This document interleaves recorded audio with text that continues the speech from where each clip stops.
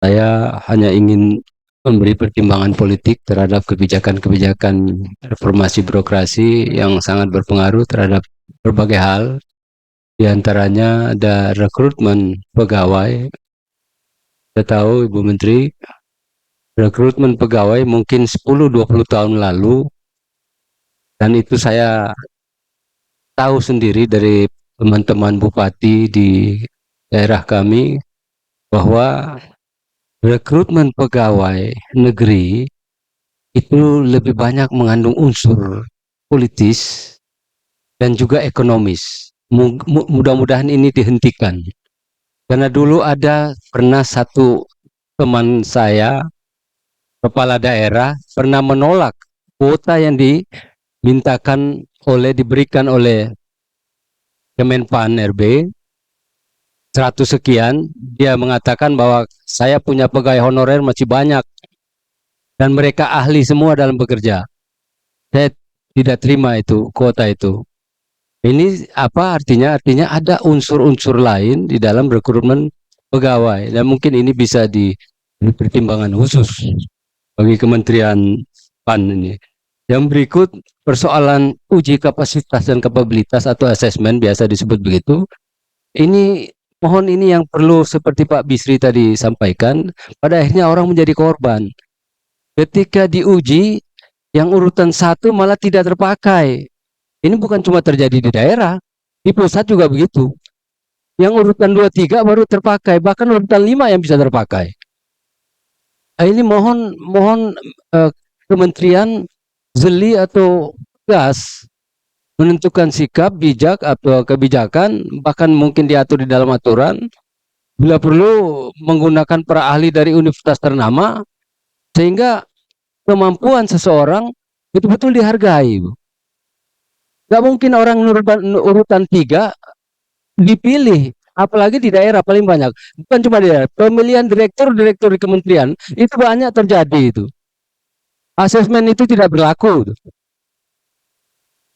Yang berikut Ibu, persoalan honorer. Ini banyak di daerah seperti Ibu Riana atau Ibu singgung tadi. Ketika Ibu Maria, ketika seorang bupati ataupun incumbent ingin mempengaruhi pemilih, ingin mendapat simpati dari keluarga pemilih, bahkan satu kampung pemilih, itu orang-orangnya diangkat menjadi honorer. Pada akhirnya mereka juga menjadi korban. Nggak ada kerja, gajinya juga 5 bulan sekali. Maka Kementerian PAN harus punya sikap kebijakan, bahkan peraturan yang tegas, yang memang melarang para bupati, untuk para kepala daerah untuk merekrut para honorer ini. Saya kira Ibu Menteri, sekali lagi, persoalan asesmen ini jangan dianggap remeh, jangan dianggap sepele, karena ini menyangkut harga diri intelektual bangsa.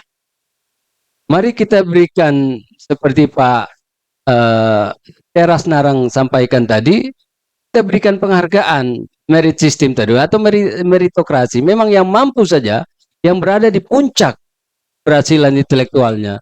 Jangan diberikan kepada orang yang memang tidak mampu. Hanya kedekatan-kedekatan politiknya, kedekatan-kedekatan individualnya, emosionalnya, dia diangkat. Dia diberikan kesempatan untuk menduduki jabatan itu. Demikian Ibu saya. Terima kasih pimpinan. Ini kalau kita bicara PNS ya, pegawai negeri sipil ini yang mengurusi 3 kementerian. 1 Kementerian Dalam Negeri ya, BKN dan juga Kemenpan RB. Tapi mungkin karena jumlahnya banyak sehingga masih saja ada masalah-masalah yang masih harus terus dibenahi. Termasuk mungkin terkait tadi penerimaan. Saya berharap ini inspirasi dari Banten, Pak. Operator sekolah itu kan ujung tombak di sekolah seperti operator SMP, SMK, SMA. Nah, tapi dalam pembukaan P3K itu tidak dibuka untuk operator sekolah. Sampai di Banten itu mereka bersuara, apalah kami hanya operator sekolah gitu. Maksudnya mereka juga ingin diberikan peluang supaya bisa mengikuti menjadi P3K. Dan yang kedua, terkait masalah penerimaan P3K, itu kan banyak honorer yang sudah tua-tua, yang sudah mengabdi 23 tahun, 20 tahun. Nah ini kalau disamakan pembukaannya dengan yang muda-muda Gen Z, tentu saja mereka akan kalah teknologi. Mereka tidak biasa memegang IT, memegang laptop ya, sehingga pasti akan kalah nilainya gitu kalau disamakan dengan mereka. Barangkali ada kebijakan tersendiri untuk eh, honorer yang sudah lama, yang sudah tua mengabdi, sudah dibedakan lah, diprioritaskan dulu. Dan itu juga kaitan dengan kebutuhan daerahnya masing-masing tentunya ya. Karena ini saya rasa sangat tidak adil juga yang mengabdi sudah puluhan tahun, kalah yang baru lulus S1 yang memang mereka sudah terbiasa menggunakan laptop. Nah, saya berharap dari Kementerian 3 tadi mudah-mudahan dalam mengelola tata kelola eh, apa tenaga PNS ini tidak terjadi ego sektoral sehingga tidak merugikan para PNS yang ada di Indonesia. Terima kasih, itu saja pimpinan. Assalamualaikum warahmatullahi wabarakatuh. Melengkapi dari teman-teman, ada beberapa informasi yang harus saya sampaikan hasil kunjungan di Dapil. Yang pertama, saya berharap tadi saya dengar penyampaian dari Ibu Menteri terkait intensif yang diberikan kepada ASN. Oh ya, intensif. Salah. Salah tulis, iya. Oke, kepada ASN menjadi satu alasan agar ASN dapat lebih baik lagi dalam menjalankan tugas-tugasnya ke depan. Ini harapannya. Selanjutnya, mewakili Provinsi DKJ, saya sebagai senator mengharapkan percepatan pengangkatan untuk anggota P3K agar segera dilaksanakan karena banyak keluhan dari para P3K yang sudah lulus dan bersertifikasi ini belum mendapatkan pegangan legalitasnya. Jadi harapan-harapan beliau disampaikan kepada kami selaku perwakilan Dewan Perwakilan Daerah dari Jakarta, baik P3K di pendidikan, kesehatan, maupun yang lainnya, ini menjadi perhatian khusus untuk saya sebagai senator yang perlu saya sampaikan kepada Ibu Menteri dan PLT Kepala BKN. Selanjutnya, perlu adanya transparansi dalam penyeleksian, perlu pengawasan, karena ditemukan banyak kepentingan pejabat dan oknum dalam penerimaan dan penyeleksian, terdapat ketidakadilan buat masyarakat yang mempunyai prestasi tapi tidak dapat kesempatan. Nah, ini saya harap kepada Ibu Menteri dan PLT Kepala BKN ini akan menjadi satu catatan khususnya untuk DKJ. Demikian yang bisa saya sampaikan. Saya ucapkan ribuan terima kasih. Assalamualaikum warahmatullahi wabarakatuh. Terima kasih atas kesempatannya. Pertama, tentu penegasan kembali permohonan terkait dengan pengangkatan P3K dan juga CPNS. Kita mohon porsi yang betul-betul merata, bukan hanya di kepegawaian tapi di tenaga kependidikan juga, guru. Ini mungkin bisa menjadi perhatian dan dia menjadi prioritas tentunya, khususnya guru-guru agama, karena kami praktisi di dunia pendidikan pondok pesantren. Yang kedua, terkait dengan pengangkatan P3K dan CPNS ini juga, pesan dan titipan juga dari Kepala BKD di Provinsi Riau, BKN ini, ketika ini sudah dibuka, jangan sampai ini dibebankan kepada anggaran daerah. Memang kalau dibebankan kepada anggaran daerah bisa kolap ini. Mereka angkat tangan rasanya. Nah, ini agar betul-betul tetap menjadi tanggung jawab pusat terkait dengan anggaran tersebut. Ini permohonan tentunya, Bu. Ya.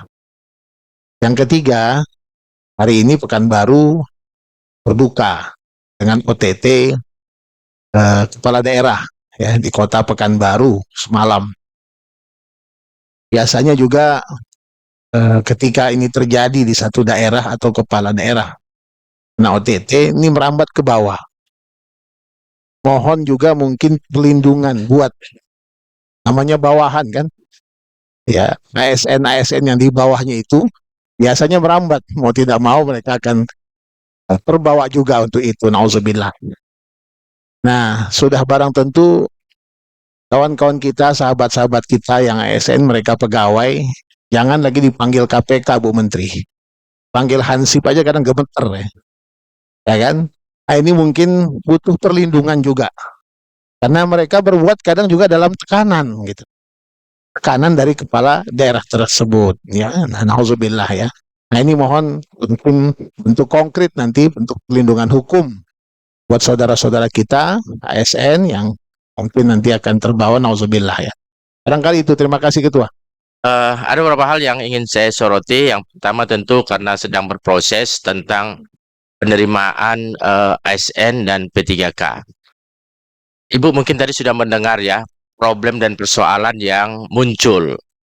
Jadi mungkin harus diambil sebuah kebijakan yang akhirnya tidak. Jadi sebuah kebijakan yang imperatif ya, yang akhirnya mungkin tidak bisa disamakan di satu daerah dengan daerah lain. Itu yang pertama, karena berbeda konteks, berbeda tingkat pendidikan dan lain-lain, sehingga yang akhirnya terterima itu hanya dari kota-kota besar yang kemudian akan diimport oleh daerah menjadi tenaga ASN di daerah.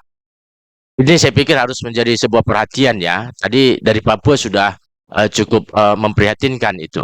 Yang kedua, tentang tenaga-tenaga honorer K2. Saya pikir begini Ibu, tidak mungkin orang tua yang sudah berumur 50 tahun kemudian diadu dengan fresh graduate dengan teknologi yang dikuasai oleh kelompok-kelompok generasi Gen Z, Gen milenial. Ini sebuah kondisi di mana menjadi sebuah keprihatinan. Banyak akhirnya tenaga-tenaga honorer K2 ini tidak diterima yang sudah sampai 20 tahun, 25 tahun, dan besok dia sudah tidak bisa menjadi pegawai lagi, menjadi honorer lagi karena sudah 60 tahun dia. Nah, saya pikir harus ada juga sebuah kebijakan, harus diambil sebuah skema legacy untuk kemudian mengangkat mereka menjadi P3K atau menjadi ASN, karena tidak mungkin menyamakan proses dengan fresh graduate ini. Itu yang kedua. Yang ketiga tentang merit system. Lembaga saya, Paritas Institute, pernah bersama dengan KPK melakukan riset tahun 2022 sampai 2023 di beberapa provinsi tentang potensi korupsi birokrasi di beberapa daerah. Dan salah satu yang kita temukan adalah ketika merit system ini BKN, saya pikir, ketika merit system tidak berjalan dengan baik sampai ke daerah, potensi korupsi itu akan selalu tinggi. Dan ternyata dalam riset kita bersama KPK tahun 2022 sampai 2023 kemarin, kecil sekali sistem merit yang sudah dipakai dijadikan sebuah standar oleh mutasi dan promosi jabatan di daerah. Saya pikir ini menjadi beban, tanggung jawab, dan PR BKN dan Menpan RB. Bagaimana kemudian mendorong skema ini, membuat sebuah kebijakan sehingga di daerah, karena di daerah ini Bapak, di daerah merit system ini dipakai, yang kontrolnya ada di pusat. Saya kurang tahu bagaimana mekanisme itu kemudian bisa kita ciptakan sehingga tidak menjadi ruang seperti riset kita kemarin bersama KPK 2022-2023 di beberapa provinsi itu tidak menjadi ruang korupsi birokrasi ke depan. Dan baru terbukti ya kemarin itu di Riau ya, Pekanbaru ya. Hal-hal ini akan muncul terus. Itu yang ketiga. Yang keempat, ini konteks yang baru saja ya. Ibu Menteri, Pak Wamen, dan jajaran pasti sudah menangkap, gitu ya, mendengar, mendapat informasi, walaupun ini isu yang tidak bisa dibuktikan, tapi menjadi rahasia umum di Republik ini tentang Partai Coklat, begitu ya, Partai Coklat, begitu. Nah, ini bukan sebuah hal yang menarik, saya pikir ya. Dari segi demokrasi ini mendegradasi kualitas demokrasi kita. Tapi dari segi internal, kawan-kawan PNS ini, ASN ini merasa ini merugikan mereka. Karena mereka harus mengambil resiko-resiko pilihan terlibat atau tidak terlibat. Ketika terlibat, ya, mereka akan digerakkan, begitu, menjadi sebuah kekuatan politik yang seharusnya tidak sesuai dengan undang-undang ASN kita nomor 20 tahun 2023. Tapi ketika mereka tidak terlibat, ya, tidak terlibat, ini mendapat konsekuensi dan resiko juga. Itu kenapa saya kurang tahu apakah Ibu Menteri Pak Wamen akan melihat catatan ke belakang bagaimana banyaknya proses mutasi pasca pilkada ini. Itu akan terjadi besar-besaran di semua tingkatan, baik kabupaten, kota, dan provinsi. Dan ini bukan hal yang diinginkan oleh jutaan SN di Republik ini. Jutaan loh. Nah, karena itu saya pikir kalaupun kita mau merevisi Undang-Undang Nomor 20 Tahun 2023, harus memasukkan ruang bagaimana melakukan ada ruang pasal perlindungan terhadap SN sehingga tidak mendapatkan risiko seperti ini. Kasihan ini. Mereka diseret ASN ini yang jutaan itu diseret masuk kelompok A, B atau yang lain-lain. Sebentar Pak Pimpinan, ya, penting. Jadi supaya kita mencegah tidak menyeret seperti ini. Saya pikir cukuplah periode ini, pemilu 2024 ini ada isu-isu Partai Coklat itu. Yang berikutnya untuk BKN ini, tentang mutasi-mutasi SN perlulah dilihat demografinya. Di daerah saya di Sumatera Utara, yang sudah bekerja misalnya menjadi SN puluhan tahun, tiba-tiba dipindahkan dan itu jauh sekali. Dia sudah punya keluarga di situ, punya anak. Ini pegawai rendah, begitulah katakan ya. Untuk pindah saja dia tidak punya uang, tidak cukup untuk pindah. Saya pikir hal-hal ini penting, ya, diperhatikan sistem mutasi itu. Yang terakhir tentang formasi penerimaan ASN ya. Saya di Sumatera Utara, saya kurang tahu dengan provinsi lain. Di Sumatera Utara formasi untuk guru agama Kristen tidak dibuka. Padahal dari jumlah guru agama Kristen di seluruh Sumatera Utara, ya, dari seluruh sekolah dari baik tingkatan SD, SMP, SMA, itu hanya terisi sekitar 20%. 80% tidak memiliki guru agama Kristen. Nah, kenapa formasi ini tidak dibuka? Saya pikir itu penting. Saya kurang tahu dengan daerah lain. Tadi Pak Aji sudah mengatakan soal pengangkatan guru-guru agama Islam ya di sekolah-sekolah di MTS, dan lain-lain. Saya pikir ini sebuah Sama pertanyaan juga Islam juga bisa, gitu. betul. Jadi guru agama itu tidak dibuka dalam formasi penerimaan di periode ini. Padahal itu sangat dibutuhkan dan sangat banyak kebutuhannya. Terima kasih Ibu Menteri, Pak Wamen, dan pimpinan Komite 1.